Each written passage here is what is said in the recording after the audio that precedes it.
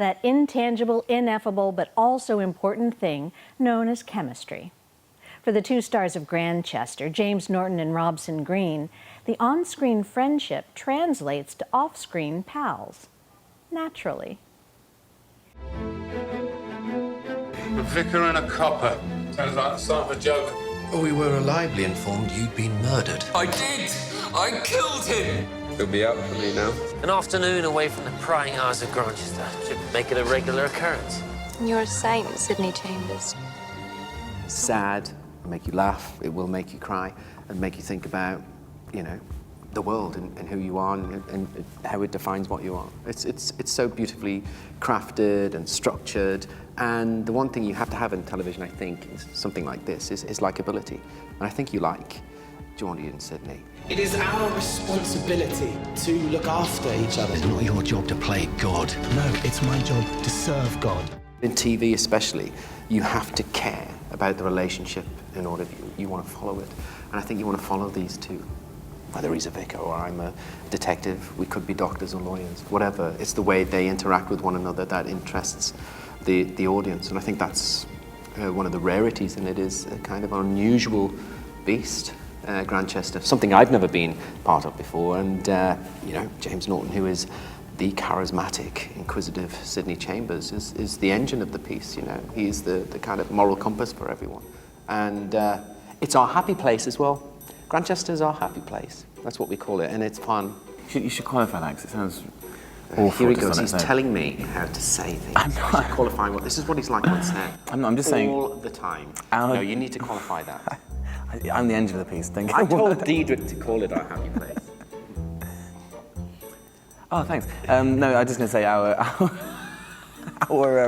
our exec, Deirdre Santa, at the first read-through, second read-through, described it as, and he said, you know, he gave it a caveat, said it does sound a little bit cheesy, but I think we can all agree that this is a happy place for us all. And it is, you know, it's a really, really fun, very special job to shoot. It's in the summer, we get to go and visit Cambridge and Grantchester for a week, and then spend the rest of the time in London, and the people involved, the cast and crew are wonderful.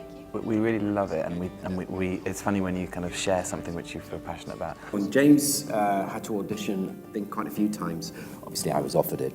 Do you know what I'm saying? It's a no-brainer. Hey, well, the character's Geordie. I'm from Geordie land in the northeast of England. But no, it is one of those strange things, because it relies on this. It relies on this shorthand, this, you know, two guys who get on and are friends, you know, in front of the lens as well as behind it. And it's really important. Without that relationship, it's nothing, because the narrative revolves around. It is our responsibility to look after each other. Robson got the job offer quite late, and so we had already started filming when we met, and he came on set. It was really nerve-wracking, because we thought, God, if we don't get on, then this is going to be a disaster. And yeah, I've told this anecdote before, but he, you know, my instinct was to give him a big bear hug, and immediately in the middle of the hug, and also Robson's a bit shorter than me, so when I bear hug Robson, it's slightly like I'm pressing him into my chest. I've not been well. I was standing in a hole. There was. So there was Robson here. I'm like this going, oh my gosh, this is slightly awkward. And then I feel Robson's little. I feel Robson going to hug me back, and it was a really wonderful moment, because it's true. It's like, oh, you know, he's obviously a sound guy, and then it was very, very clear very quickly that we were going to get on. I think it's quite frustrating for the producers sometimes, because I think the relationship requires a playfulness and a sort of back and forth and a shorthand, and it can turn into slight silliness. We have a tendency when we're tired to start corpsing and challenging each other, which I don't think is necessarily a bad thing. I think it can help. It's just the way we work. It's just the way we work. You have to make it fun, and it's not angst-ridden. And I think the way we are with each other, socially, I think reflects in front of the lens. You know, we get on. I love him dearly, and that's really, really nice. I know he hates me saying that. No. But it is a bromance, and that's really, really important.